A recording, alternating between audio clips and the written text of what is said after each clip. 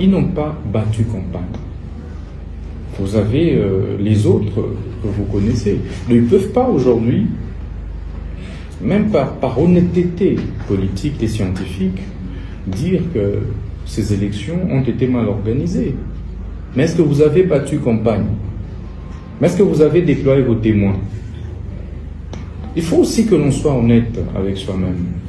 Vous savez, ce n'est pas un signe de faiblesse que de reconnaître la victoire de l'autre. Parce que nous considérons que c'est la République démocratique du Congo qui doit être placée au centre de nos intérêts personnels. Et que nos intérêts égoïstes doivent laisser la place à l'intérêt suprême de notre nation. Ce serait un grand exemple que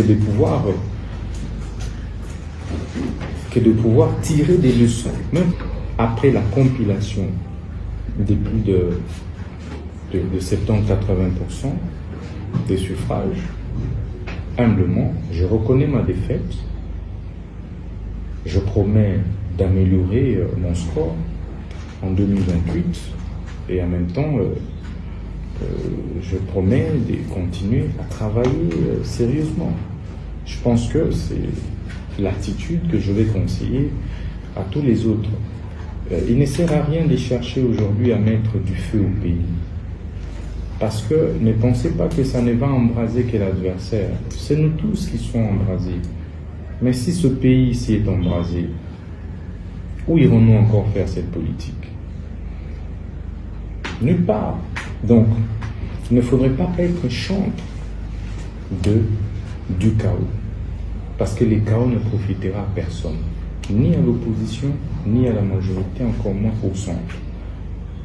Le chaos va desservir le pays. Un autre facteur majeur qui a profité à Tshisekedi. Si nous, opposition, nous étions mis d'accord pour dégager une candidature commune, nous pourrions mettre Tshisekedi en difficulté. Mais chacun a fait prévaloir son ego.